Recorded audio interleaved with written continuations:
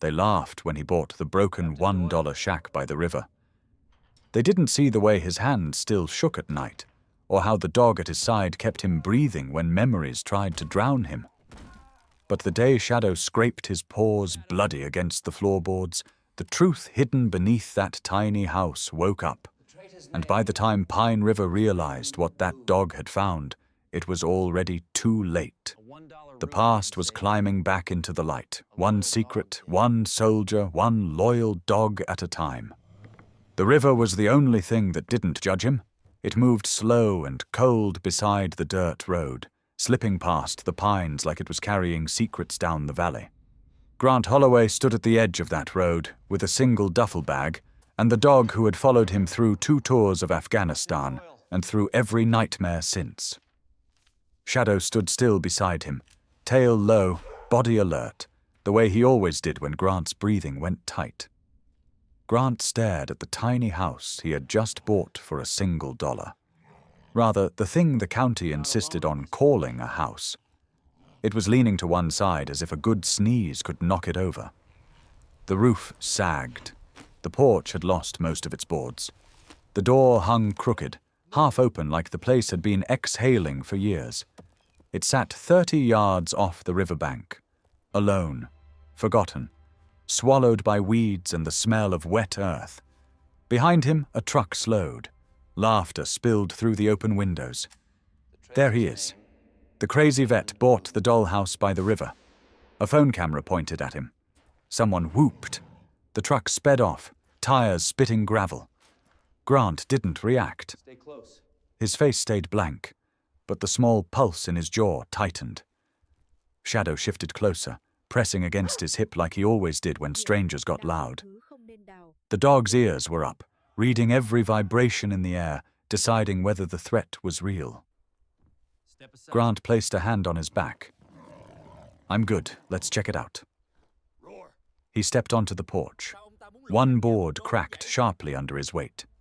Shadow froze, muscles locked, eyes locked on the darkness inside the doorway. Grant felt a tremor run through the dog. Not fear. Warning. He pushed the door. It scraped across the floor like it was waking from a coma. The smell hit first. Damp wood. Rot, earth that hadn't breathed in years.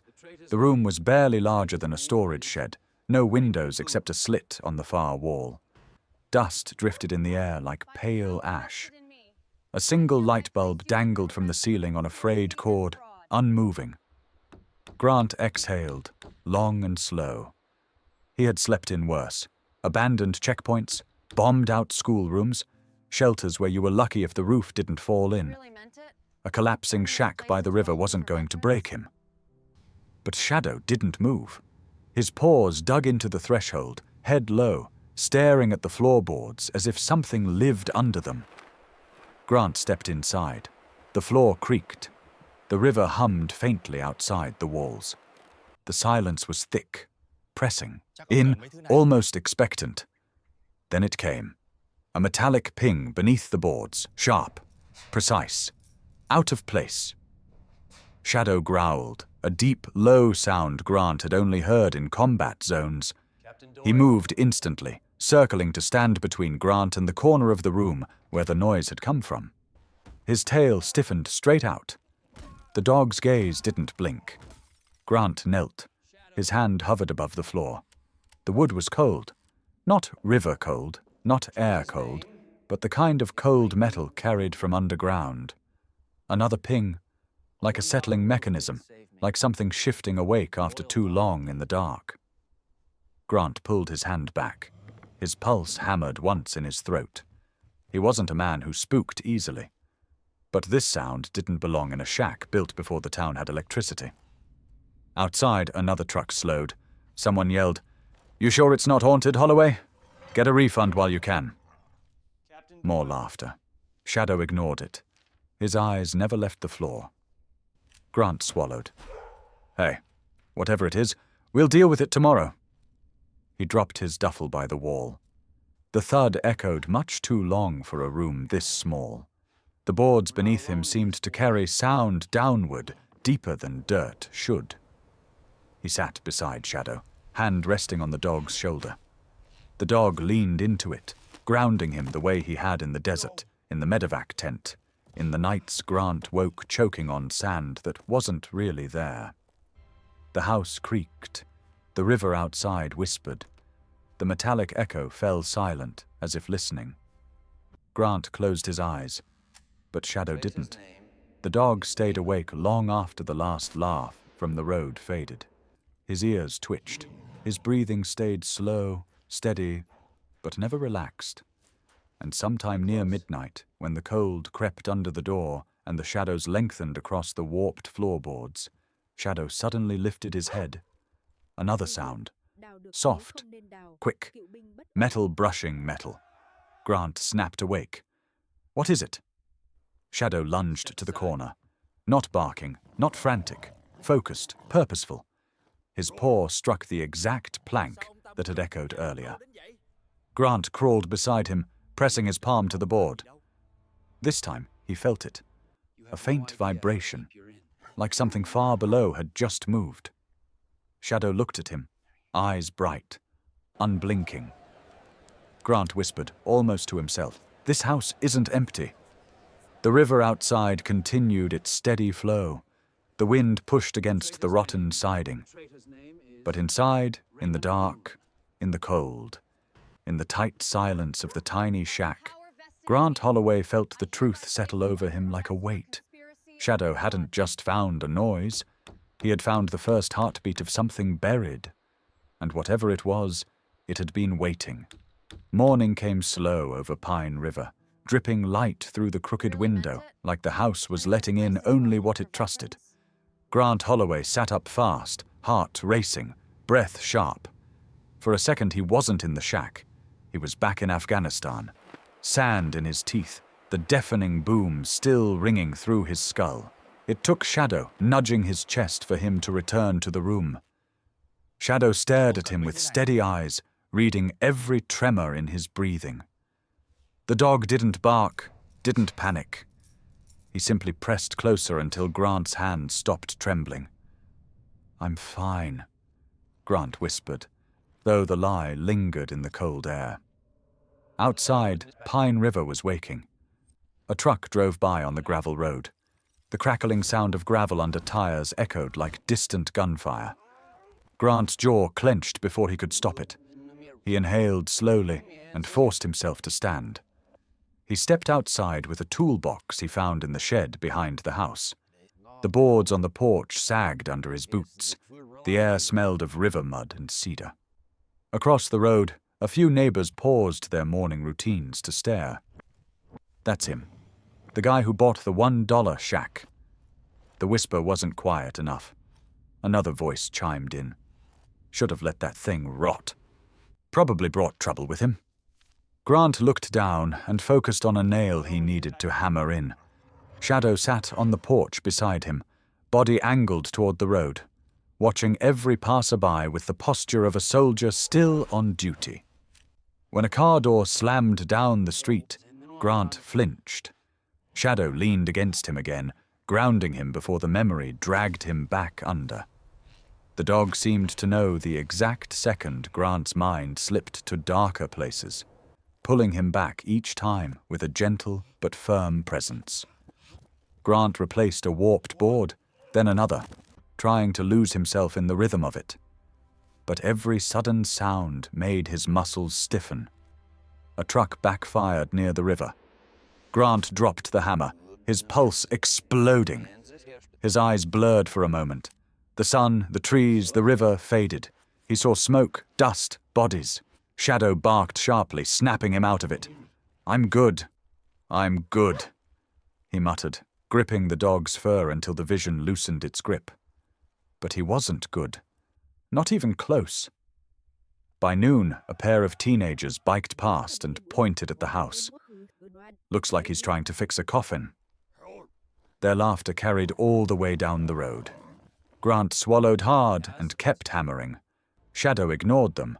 His focus was on something else. The dog moved back into the house, nose low, tail straight, heading toward the same floorboard he had stared at last night. Grant followed him inside. The room felt even smaller during the daylight, shadows clinging to corners like they had weight. Grant knelt beside the dog. What is it now? Shadow didn't move. His eyes were locked on the single board near the back wall. Grant tapped it. Nothing. He pressed down with his full weight. Still nothing. Just silence. Shadow's ears twitched, his nostrils flaring as if he were tracking a scent that Grant couldn't sense. Then suddenly, the dog backed up and gave a low rumble. Not aggressive, not fearful, a warning. Grant felt a chill crawl up his spine. He lifted the corner of the board with his fingertips. It didn't budge. He tried, again, sliding his hand farther beneath the seam. Something sharp snapped against his skin. He jerked back. Blood pooled from a small cut across his knuckle. He stared at the board again. That made no sense. There were no nails exposed, no metal edges. It looked like any other plank. Yet something underneath had moved. Shadow stepped between Grant and the board, body rigid. "What are you protecting me from?" Grant whispered. A knock sounded at the door. Loud, too loud. Grant shot upright so fast he nearly lost his balance. Shadow barked once, tail straight, head low. Grant opened the door a crack. Earl Matt stood there, arms crossed, grin smug and lazy. "Heard you screaming earlier," Earl said. "Everything all right, soldier?" Grant froze. He hadn't screamed. But maybe he had made noise without realizing. Shadows of the past sometimes forced their way out. Earl's gaze swept the tiny living space behind Grant. "You sure that shack is safe? I mean, I'm not saying you're losing it, but a man like you in a place like this, people notice." Grant felt heat rise under his skin. He kept his voice even. "I'm busy. What do you want?" Earl shrugged. "Just checking. Town's small. We keep an eye on things, especially strange things." He tapped the door frame and walked off. Grant closed the door, tension rippling through him. Shadow stayed locked on that same floorboard, tail flicking in short, tight movements. Grant sat on the ground, leaning against the wall. His chest felt tight. Too many triggers. Too many eyes on him. Too much noise when he needed silence, and too much silence when he needed answers. The river whispered outside. The house creaked. The floorboard Shadow watched so closely seemed to pulse with the room's breath. Grant pressed his palm against the plank again. This time the board gave a faint vibration beneath his hand, like something shifting deeper below. Shadow growled, a low, protective sound that vibrated through the room. Grant pulled his hand away and stared at the floor. "Something is under there," he whispered. Shadow didn't blink, and for the first time, Grant felt a new kind of fear. Not the fear of memory, not the fear of people, but the fear of something real and hidden, something that had been waiting beneath his $1 shack by the river long before he ever arrived. By dusk, the river turned the color of burnt copper. Grant Holloway sat on the floor of the tiny shack with a stack of old shingles beside him, trying to plan tomorrow's repairs.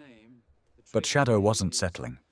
The dog paced the room in tight, quick strides, nose low, muscles coiled as if the house itself were a threat. "Shadow, easy," Grant murmured. The dog didn't ease. Instead, he stiffened near the corner plank, the one he'd been watching since the first night. His ears pinned forward.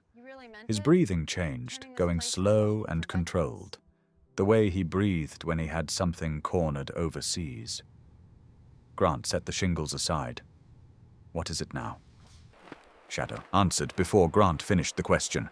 He lunged at the board with both paws, claws scraping wood hard enough to echo through the walls. Grant jumped to his feet. "Shadow, stop, you're going to hurt yourself." But the dog didn't stop. He dug harder, deeper, his claws catching the seam until a sharp yelp tore from him. Grant's chest locked. He grabbed Shadow's paw, lifting it gently. One claw had bled at the base. It wasn't deep, but it hurt. Shadow trembled, not from pain, but from refusing to leave the spot. Grant pressed a hand to the board. Nothing. Just dead wood. He leaned closer, head inches from the floor. The house smelled of rot, dust, river damp. But under that, faint and buried, was something else. Cold metal. The scent was unmistakable. He'd smelled it in bunkers, in weapon caches, in places the military didn't want civilians to know about. Grant slid his fingers along the seam, found the hairline gap where Shadow had clawed. When he pressed his thumb against it, the board gave the slightest twitch under his hand. A click echoed beneath them. Soft, but deliberate. Not a natural sound. Grant froze. Shadow backed up, tail rigid, eyes locked on the plank. The board slid half an inch sideways on its own. Grant jerked back. His heartbeat slammed against his ribs. Shadow growled quietly, low enough that it vibrated through the floor. What? The board wasn't nailed down at all. Grant reached forward slowly, gripping the edge. He pulled. The plank glided aside like it had been waiting for someone who knew where to press. Hidden rails scraped beneath it with a metallic whisper. Beneath the hole, under layers of dust, sat a smooth steel plate. Faded numbers were stamped across it, a serial format he recognized from military-grade equipment. The surface was cold to the touch, colder than the air in the shack. Grant wiped dust off with his sleeve. The metal hummed faintly beneath his palm. A thrum, like a machine waking from sleep. "This isn't a root cellar," he whispered. Shadow stepped beside him, staring down as if he expected something to climb out. Grant tested the edges of the plate. It was fitted perfectly into the earth, with tiny recessed bolts on each corner. He slipped his fingers beneath one edge and lifted. The metal resisted, then shifted with a dense mechanical groan, as if releasing pressure it had held for decades. A puff of stale air rose from the opening. It smelled of old wiring, oxidized metal, and the ghost of electricity. He aimed his flashlight into the dark gap. Light sliced through dust spiraling upward. A metal ladder disappeared into the black below. Grant's stomach tightened. No county official would build something like this. No farmer, no homeowner. Only one group would hide a reinforced steel hatch under a shack in the middle of nowhere. Shadow barked once, sharp, warning, eyes snapping toward the front door. Grant turned. A figure stood outside the thin window. A silhouette. Still. Watching. Grant's breath caught. The person didn't move when spotted, just shifted slightly, enough for Grant to see the glint of a visor or glasses catching the dying sunlight. Shadow growled, deeper than before. The silhouette stayed another second, then stepped back into the trees and vanished. Grant reached instinctively for his duffel, even though the only thing inside was a change of clothes and a pocket knife. His training screamed for cover. His pulse hammered. Whoever that was had been close enough to hear the hatch open, close enough to see what Shadow had uncovered. He moved to the door, listened. Only the river's slow pulse drifted through the yard. No footsteps, no engine, no snap of a twig. Shadow nosed his hand urgently. Grant knelt by the hatch again. The ladder descended at least 15 feet. The darkness below didn't feel empty. It felt occupied, like an old memory breathing against the walls. He swallowed, breath unsteady. Someone built this. Someone hid it. And someone is still watching it. Shadow pushed his head under Grant's arm, insistence in every movement. "We're not going down tonight, boy," Grant whispered. But he couldn't close the hatch either. The mechanism clicked softly back into place as he slid the steel plate down, like it wanted to seal itself. Grant replaced the floorboard. It locked into position with a final quiet click that shot a shiver up his spine. He sat back, staring at the board, the dog pressed against his knee. Outside, Far down the tree line, a second shape moved. Not a person this time. A shadow slipping behind the trees like it knew the land better than he ever would. Grant felt every hair on his arms lift. He whispered to Shadow, "Whatever we found here, we're not the only ones looking for it." Shadow did not blink. His gaze never left the door, body held at the edge of readiness, as if that hidden heartbeat beneath the floor had just changed their lives forever. The next morning came grey and heavy, a sky pressed low over Pine River like the whole valley was holding its breath. Grant Holloway didn't sleep. Shadow didn't either. The dog stayed curled beside the corner plank all night, ears twitching at every distant sound, eyes fixed on the place where the steel hatch lurked beneath the floor. By dawn, Grant knew he couldn't ignore it any longer.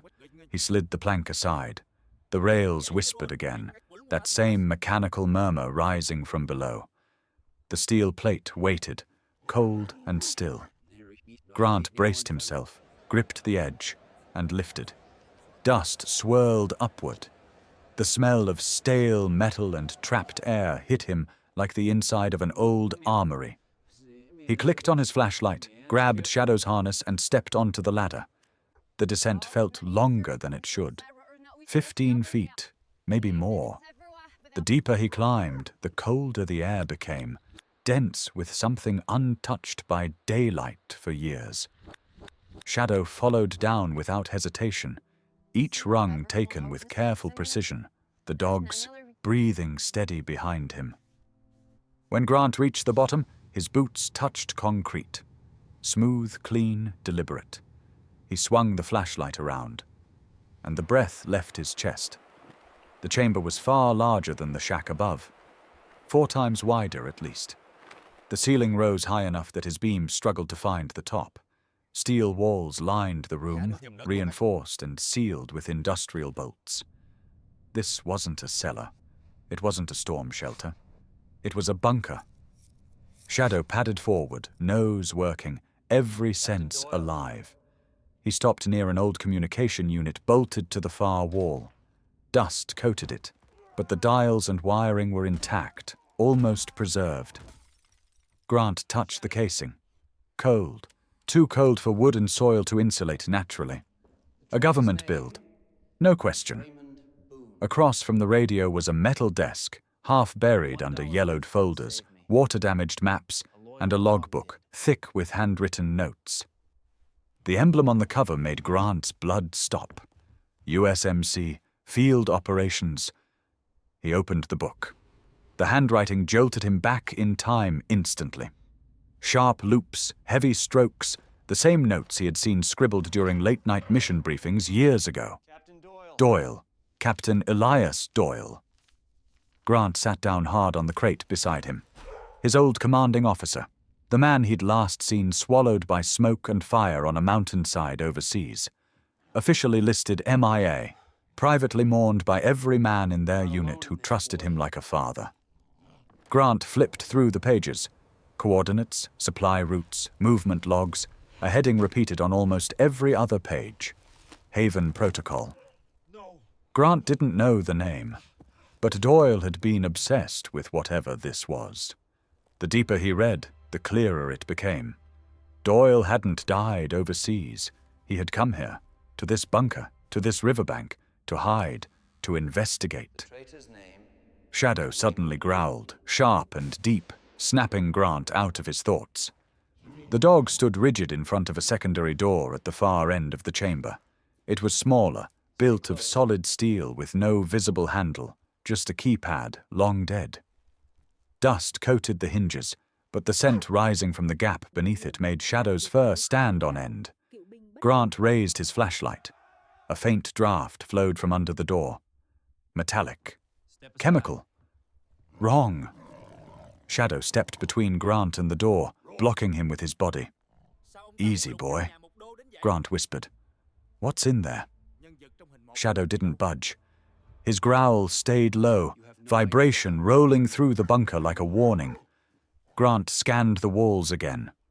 More folders, many stamped confidential. Some marked restricted access. One sat open, pages fanned across the desk. In the center lay an ID card. He lifted it, hand trembling. Captain Elias Doyle. Status: missing. The photo hit Grant like a punch. Doyle looked younger here, healthier, but the eyes were the same. Steady, calculating, watching everything. Grant felt a tightness rise in his throat, memory flickering behind his eyes. Doyle hauling him out of a blast zone. Doyle standing between him and a collapsing corridor. Doyle shouting orders that saved lives. Doyle disappearing in a fireball that never should have happened. But he didn't die. He came here. Grant rubbed his forehead. Why Pine River? Why this shack? Why bury a bunker beneath it? And why did Doyle vanish again? Shadow's growl deepened. He had not moved from the door. Grant approached slowly. The keypad was scratched, battered by someone who tried to pry it open. He pressed a finger against the metal. It hummed faintly, a dead machine holding on to the last echo of life. He exhaled. Whoever built this did it for secrecy, not safety. And whoever came here last didn't leave willingly.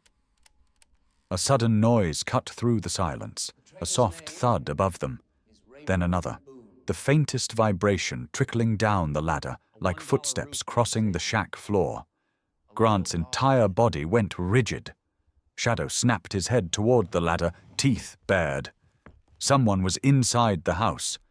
Grant killed his flashlight and pressed his back against the cold steel wall, listening. Breath shallow, pulse hammering. Shadow moved ahead of him silently, positioning himself to intercept anything coming down. Up above, the footsteps paused directly over the hatch. Grant's fingers closed around a metal pipe lying on the floor. The darkness felt alive, pressing in tight around him. He controlled his breathing the way he'd been trained. Slow, quiet, unreadable. Then the faint scrape of wood shifted overhead. The hatch was being tested. Shadow braced himself, muscles coiled. Grant whispered so softly it was almost breath. "Stay with me."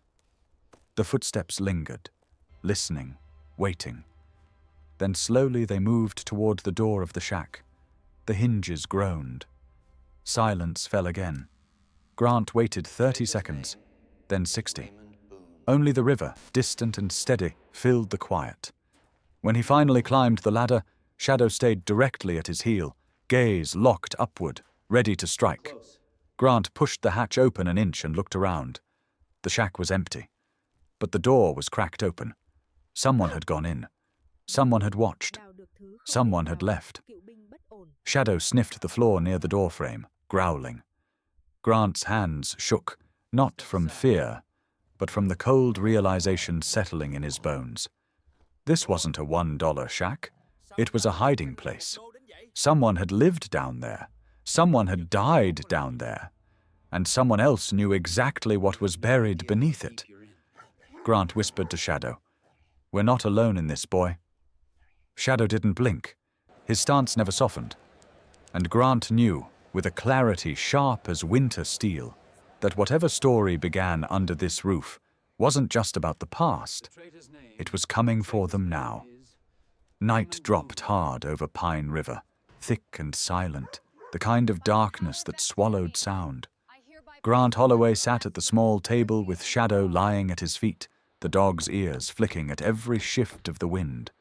The hatch downstairs remained closed, but the memory of footsteps above the bunker still pressed against Grant's mind like a weight. He tried to read Doyle's logbook again, tried to focus on the looping handwriting, but something in the air wasn't right. The room felt tighter, colder. Shadow lifted his head suddenly, his ears locked on the door. Grant froze. The doorknob moved a fraction of an inch. Shadow exploded upward, teeth bared, body surging forward before Grant could stand. The door burst open. A figure in full tactical gear stepped inside, face masked, movements precise. No hesitation, no warning. Shadow launched himself at the intruder. The impact shook the whole shack. The dog hit the man square in the chest, knocking him back a step. But the stranger reacted fast. A knee came up. A gloved hand jerked sideways. Shadow was kicked mid-air with brutal efficiency. His body slammed into the wall, wood splintering from the blow. Grant felt something inside him snap. He grabbed the closest object he could reach, an old metal level from his toolbox, and charged. The intruder spun toward him, raising an arm, but Grant had been trained too. Years of muscle memory fired at once. He shoved the metal tool across the attacker's wrists, forcing the man back. The stranger didn't strike back. He didn't aim for Grant's head, throat, or body. He went straight for the floorboard, the board covering the hatch. That was the target. Grant tackled him, shoulder driving into the intruder's ribs. The two crashed into the table, sending Doyle's papers scattering like leaves. The masked figure rolled away smoothly, almost too smoothly, and scrambled toward the plank again. Shadow recovered first. The dog surged across the room with fury Grant had never seen in him. He clamped onto the stranger's forearm, teeth sinking through fabric. The man grunted, more irritation than pain, and drove an elbow down toward Shadow's skull. Grant dove between them, blocking the hit. The intruder pulled free, backing toward the open door.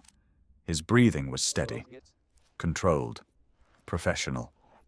His visor caught the moonlight, hiding his eyes but revealing enough.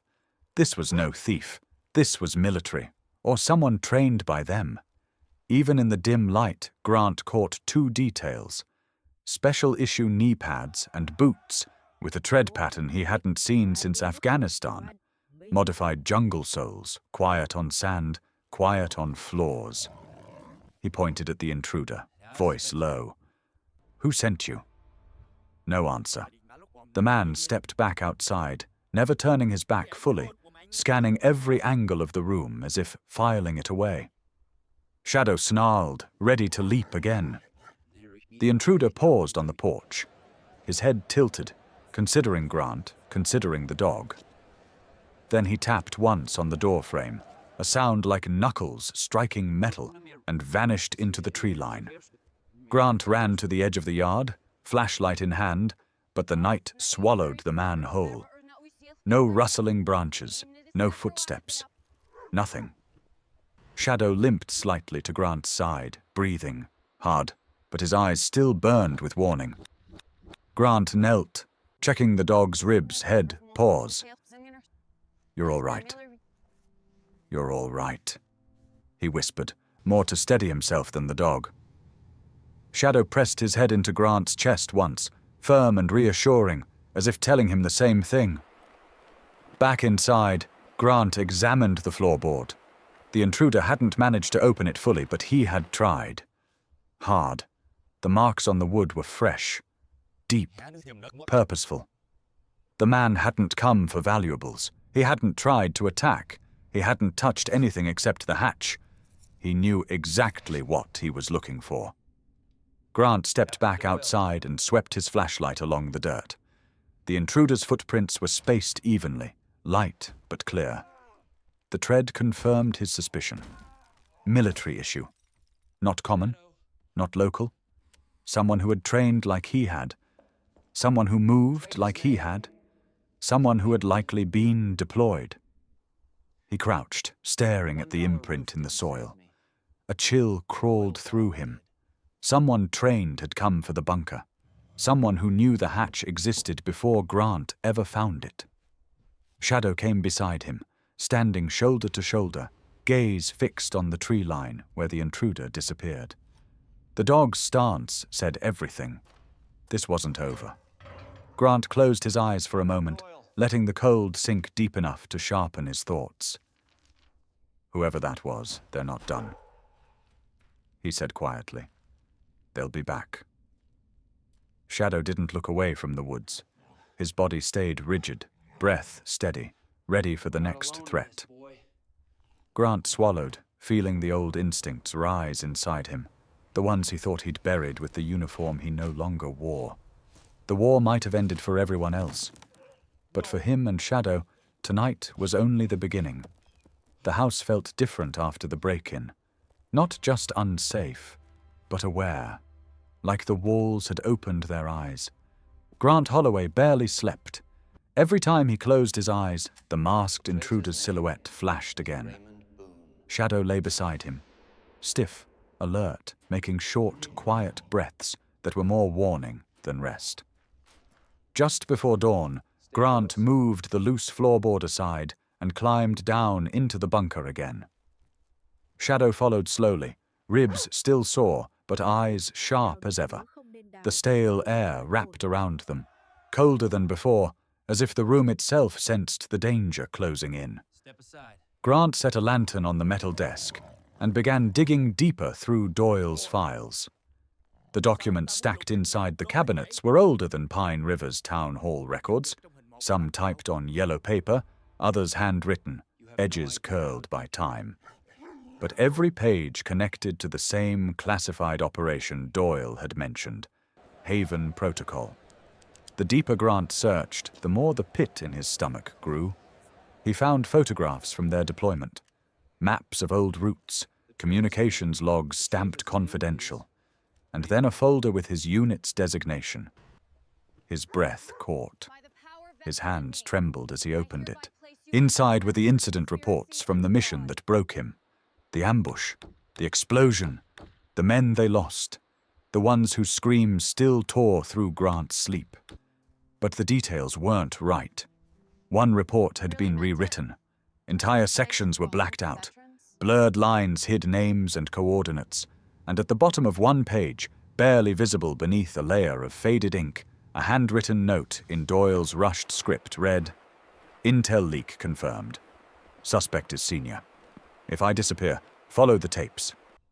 Grant reached for the metal box he had found the night before and lifted out the second cassette tape. Its label was peeling, the ink smudged, but he could still make out the words, "For the one who finds this." Shadow paced near the far door of the bunker, ears pricking at something Grant couldn't hear.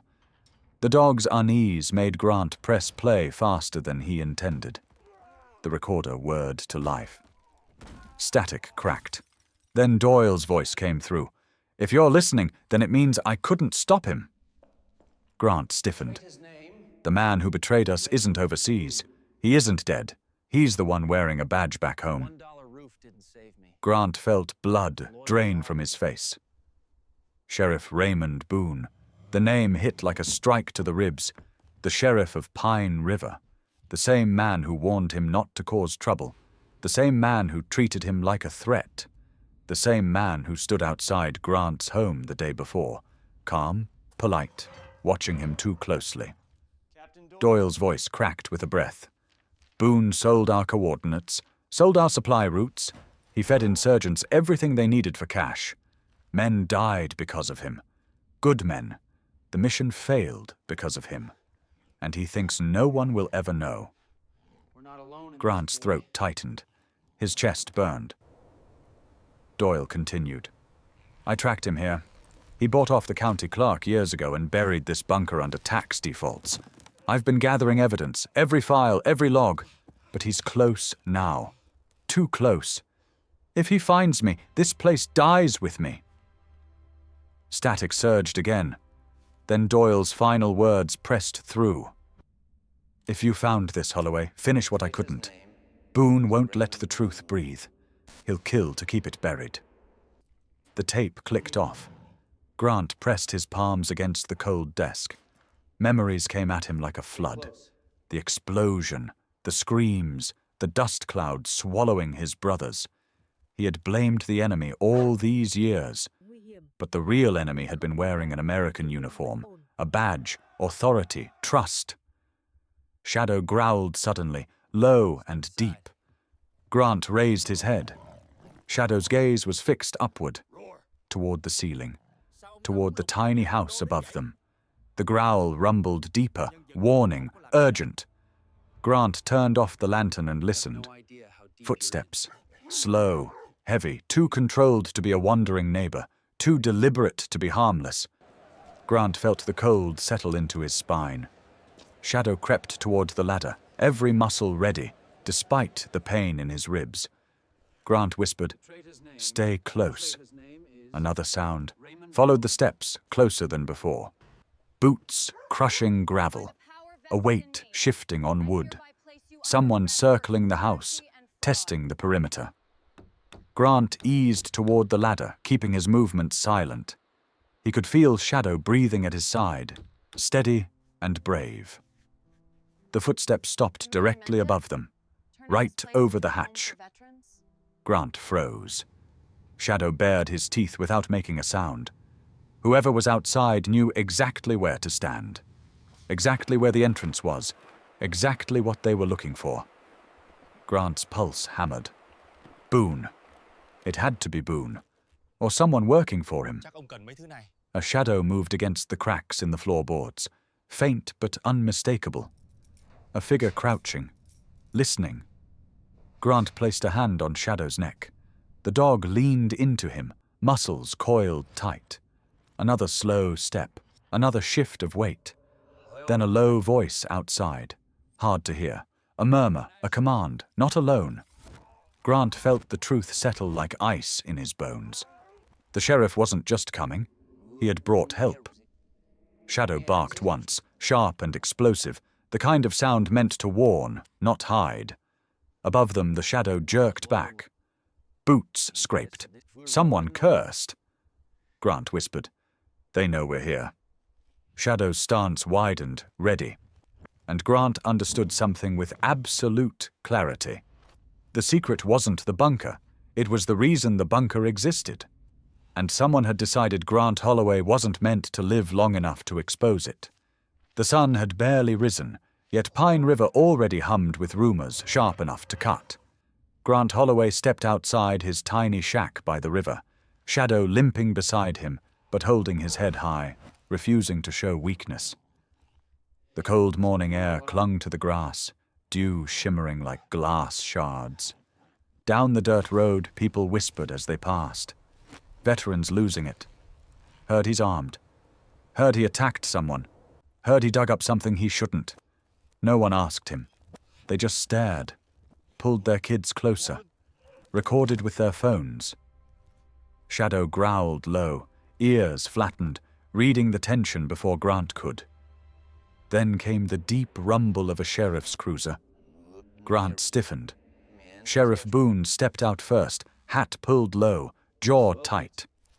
Behind him, 2 deputies exited a second vehicle. Not the usual small-town deputies, but 2 men Grant had never seen before. They were heavier, more rigid, the type who took orders without asking why. Boone walked forward as if he owned the riverbank. "Morning, Holloway." Grant didn't answer.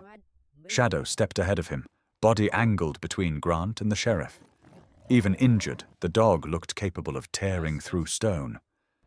Boone pretended not to notice, though Grant saw the flicker of unease in his eyes.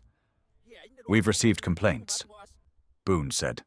"Noise, suspicious activity. People worried about what you're hiding out here." Grant stared at him. "You and I both know what this is really about." Boone tilted his head slightly. No expression changed, but Grant felt the threat in the air, sharpen. "I'm here to do my job," the sheriff said smoothly. "Step aside and let us take a look inside." Grant didn't move.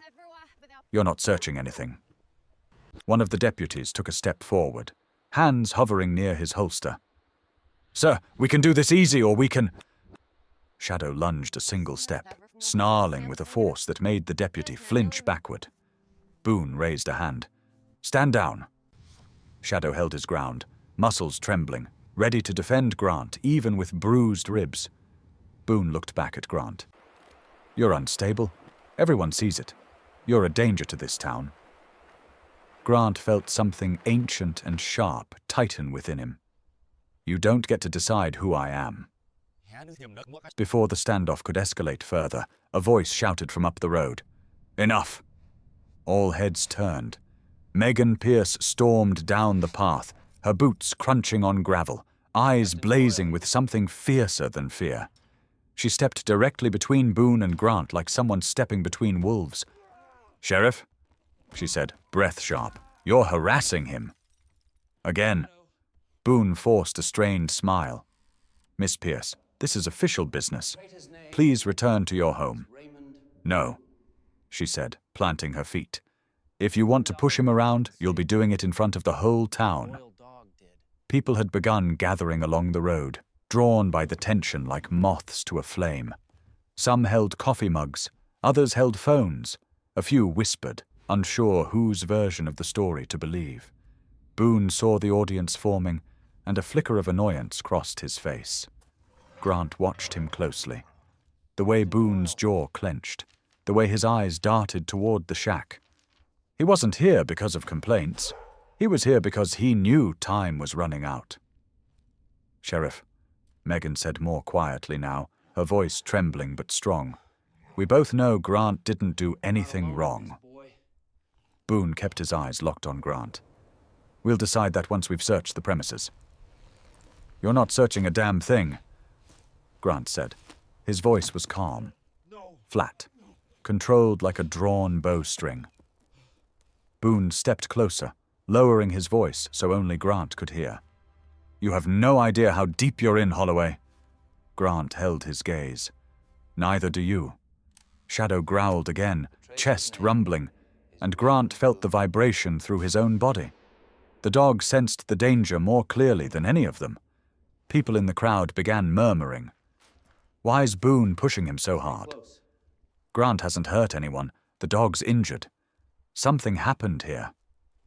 Megan turned toward the growing audience and raised her voice so everyone could hear. "He's a veteran. He's lived here 2 weeks. He hasn't caused trouble once. Why is the sheriff so desperate to get inside that tiny house?" The question rippled through the crowd. Grant saw it happen. Doubt spreading across faces that once trusted Boone without question. The sheriff noticed too. He straightened, signaling to his deputies. "We're leaving for now. But this isn't over." Grant's jaw tightened. It was a threat. Not even disguised. Boone lifted a finger toward him. "I'll be back with a warrant." Shadow barked sharply, one single explosive sound that made both deputies stumble a step. Boone froze, eyes locked on the dog. Grant rested a hand on Shadow's neck. "Good boy."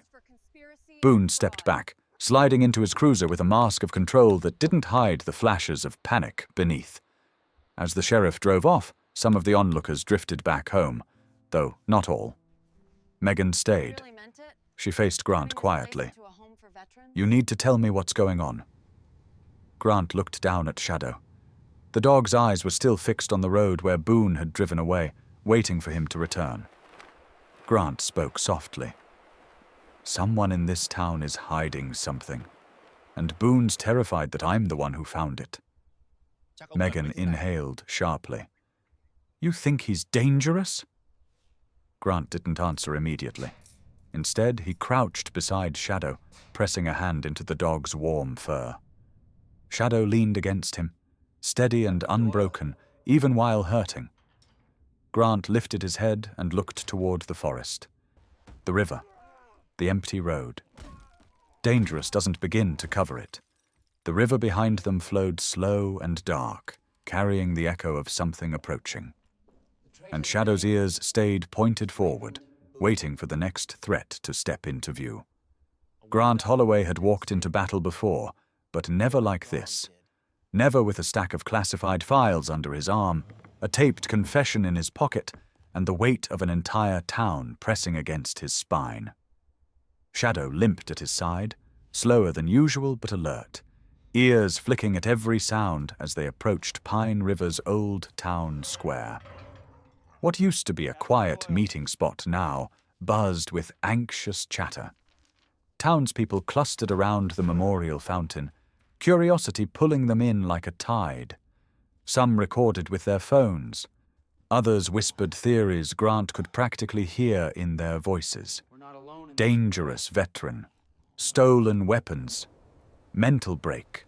Something under the house. But when Grant stepped forward, they fell silent. Not because of fear, because of shadow. The dog stood tall despite the bruises beneath his fur. The metal tags on his collar clinked softly. His stance was unmistakable, trained, disciplined, unwavering, a soldier in every sense of the word. Grant set the documents on the memorial bench and lifted the small recorder. Megan stood behind him, hands trembling slightly but camera steady. She had insisted the town deserved to know. She had insisted Grant didn't stand alone. Grant pressed play. Static crackled. Then Doyle's voice filled the square, raw and worn by time. If you're hearing this, then the traitor is still alive. A ripple went through the crowd. Grant could feel them shifting, leaning in. Doyle continued. The man who fed intel to the enemy wore our colors.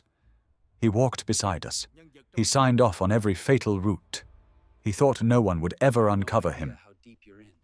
Grant's pulse thudded, each beat a memory of men lost. Of nights spent believing the mission had failed by accident. But Doyle's words cut through the air like a blade. The traitor's name is Raymond Boone. Gasps erupted. Someone dropped a coffee cup. Someone else cursed under their breath. Even Megan's camera trembled. Grant looked towards the street just as a sheriff's cruiser rolled into view. The crowd parted without a word. Sheriff Boone stepped out. He looked smaller than usual, pale, stiff, eyes darting like a cornered animal. Shadows stretched under his hat brim, turning his expression into something almost unrecognizable. "Turn that off," he barked. Grant didn't move. Shadow stepped forward, blocking Boone's path with a growl that vibrated through the square. Boone lunged anyway, reaching for the recorder. Grant pulled it back, and the motion revealed the stack of files, maps, signatures, coded transmissions, all pointing at Boone's betrayal. The sheriff's mask cracked. His voice wavered. "You people don't understand what you're seeing. These are lies, fabrications. He's not well. He's unstable." But no one flinched, not this time. Megan raised her voice. "Then why call the man who broke into his house last night?" Boone's face froze. He hadn't expected anyone to know about the intruder. Someone in the crowd muttered. "Break in?" Another whispered. "That's why the dog was limping." Someone shouted. "What are you hiding, Boone?" The sheriff snapped. "Enough." He grabbed the recorder again, hard this time, but Grant jerked it away. The files scattered across the ground, pages fluttering across the square like torn wings. It didn't matter, because at that exact moment, tires screeched on pavement. A black SUV rolled up. Then another. Doors swung open, and agents in FBI jackets stepped out. The air vanished from the square. "Raymond Boone," an agent announced.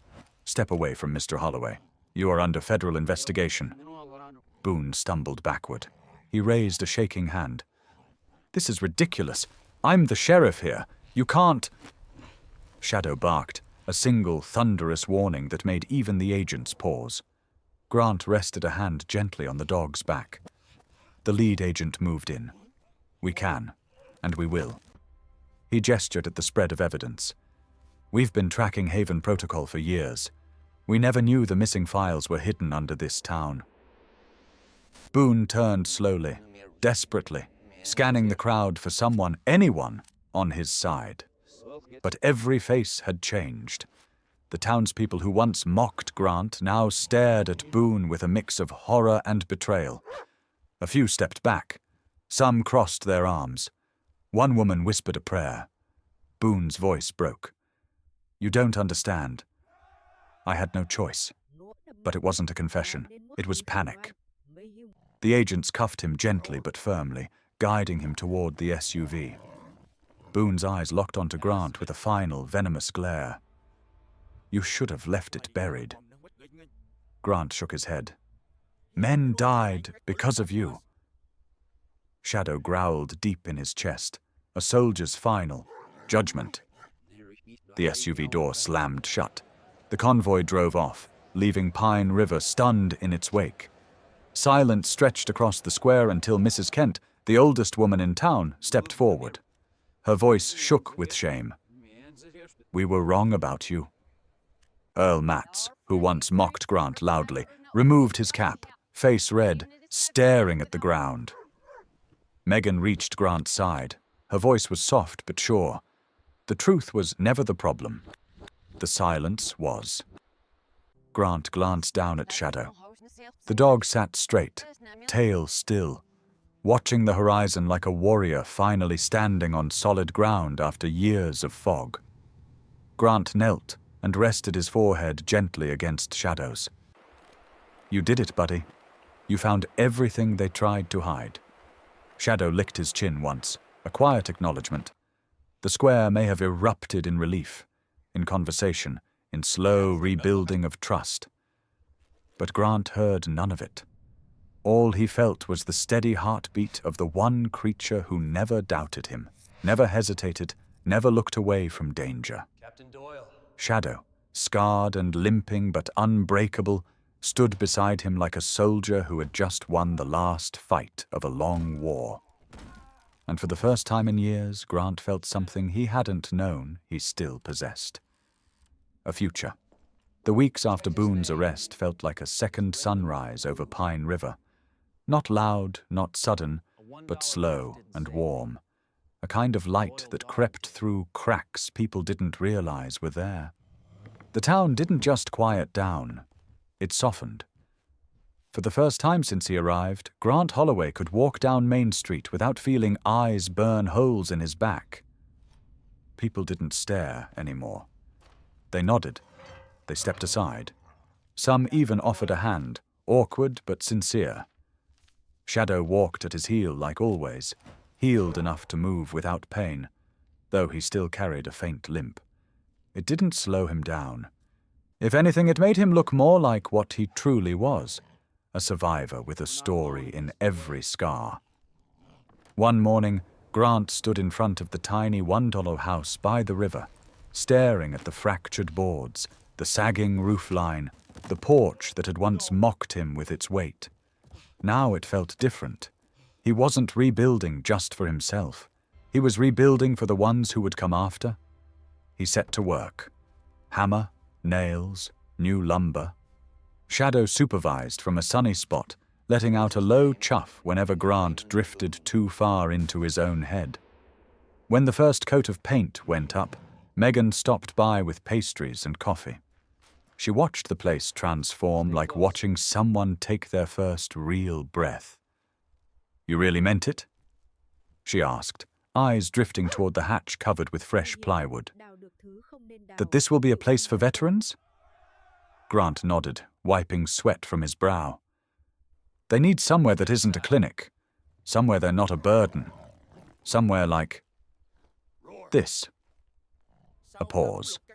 Somewhere Doyle would have wanted. Shadow thumped his tail twice, as if sealing the promise. Word spread faster than Grant expected. By the end of the week, 3 veterans passing through town stopped by. One was a former Air Force mechanic who sat inside the half-cleared bunker, running his fingers along the cold metal, as if searching for memories he'd lost years ago. A retired Navy corpsman donated medical supplies. Mrs. Kent arrived with blankets, and the town, the same town that once laughed at the $1 shack, started showing up with tools. Grant didn't ask for help, but they came anyway. The bunker was cleaned out, lights rewired, shelves stocked. The concrete walls were lined with soft insulation and clean paint. Grant hung Doyle's dog tag above the doorway, not as a warning, but as a guidepost. Shadow walked every inch of the space, sniffing corners, checking the perimeter, then settled beside the ladder like a guardian returning to his rightful post. The first man who stepped down into the room reached out and scratched behind Shadow's ear. "Feels safe down here," he murmured. Grant just nodded. Shadow had that effect on people. Donations continued to arrive, sometimes anonymously. Food, tools, old furniture. One morning Grant found a stack of lumber leaned neatly against the porch. No name, No note. Just good lumber and a simple truth. Someone wanted this place to succeed. Later that afternoon, another surprise waited on the small workbench inside the house. A metal box of brand new screws, neatly placed at center, perfectly straight. Grant frowned, then heard a throat clear behind him. Earl Matz stood at the edge of the yard. No swagger, no beer in hand, no smirk. The man looked like he'd aged 10 years in a week. He stared at the ground, then at Shadow, then somewhere past Grant's shoulder like he couldn't quite face the truth. Figured you'd need those, Earl said quietly. The store was clearing out hardware, so... Yeah. He didn't say sorry, he didn't have to. Grant nodded once. Earl nodded back. Then the man climbed into his truck and drove off without another word. Shadow watched him leave, ears relaxed, tail giving one careful wag. Grant couldn't help but smile. As the sun dipped over Pine River, Haven House stood sturdy and warm, its lights glowing beneath both floors. Grant stepped out onto the porch, Shadow pressed against his leg. The river whispered nearby, reflecting the sky in silver streaks. The evening air smelled like pine and sawdust, and the first real peace Grant had felt in years. This place is yours too, he murmured to Shadow. The dog lifted his head, pressed his nose to Grant's hand, and exhaled softly. A vow. A thank you. A promise to keep watch. For the first time, the tiny shack by the river didn't look like a joke. It didn't look like failure. It didn't look like a hiding place. It looked like a beginning. Haven House, and Shadow, its first guardian. A home built from scars and second chances. A home for those trying to find their way back. A home where even a broken soldier could breathe deep and know he wasn't alone. Anymore. 1 year later, the tiny $1 house by the river no longer looked like the forgotten joke Pine River once whispered about. Its porch beams were straight and sturdy, the roof sound, the windows bright with warm light each evening. The grass was trimmed, the fence was new, and beneath the house, the old bunker, once a tomb of secrets, had transformed into something else entirely. Haven House. What began as one Marine and one dog trying to outrun their ghosts had become a quiet refuge for veterans from 3 different states. Some arrived with heavy rucksacks, some arrived with nothing but the clothes they wore. A few came alone. Others brought their own service dogs, rescued Malinois, retired bomb sniffers, shepherd mixes with grey muzzles and eyes too wise for their years. Shadow greeted every one of them. He seemed to understand the ones who stepped out of their trucks too slowly, or who flinched when a car door slammed. He'd lean gently against their legs, steadying them the same way he steadied Grant.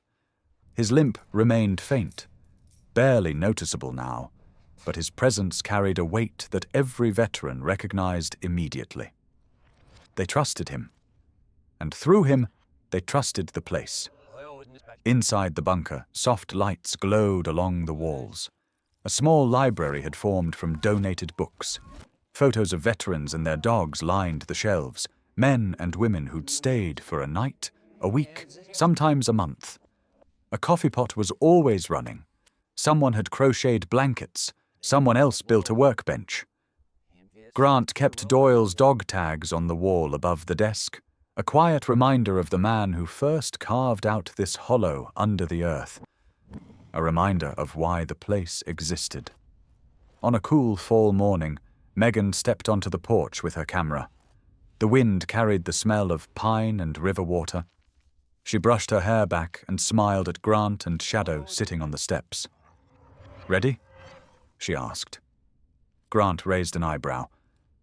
"For this?" "No." Shadow huffed, nudging Grant's elbow like he disagreed. Megan laughed and hit record. She walked slowly through the yard, narrating the story she'd now told a dozen times, but never to this audience.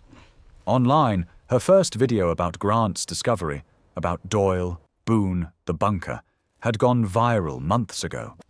But she'd waited for this moment, this anniversary, to tell the other half of the story. The healing part. She filmed the new fence, the memorial stone engraved with Doyle's name, the veterans chatting quietly near the fire pit, the dogs resting nearby with gentle eyes and steady hearts. She filmed the open hatch, the warm glow below, and she saved Grant and Shadow for last. Grant didn't pose. He didn't smile for effect. He sat the way he always did at sunset, leaning forward slightly, elbows on his knees, one hand resting on Shadow's head, as if the dog were an anchor that kept the world from tilting. Megan lowered her voice. Grant, people need a closing line, something that explains all of this. Grant stroked Shadow's fur. The dog leaned into him, letting out a soft exhale. I'm not good at speeches, Grant said. Shadow nudged his knee again, as if prompting him. Grant finally looked up at the camera. His voice was steady, warm, carrying the truth without decoration. A $1 roof didn't save me, he said. A loyal dog did. Megan lowered the camera slowly. The breeze rustled the grass. Somewhere behind them, a veteran laughed for the first time in months. A shepherd mix barked once, chasing a leaf. The river murmured its steady, endless song. Shadow lifted his head, watching the horizon with the calm dignity of a soldier who had finally found peace on his own terms. Grant reached down and scratched under his chin. Good boy. Then he looked into the camera one last time. If you're watching this, he said, I want to know something. What's your story with a loyal pet? He let the question hang there, open and honest, an invitation rather than a plea. Megan ended the recording. The last light dipped behind the ridge. Shadow settled at Grant's feet, eyes half closed, still listening, still guarding.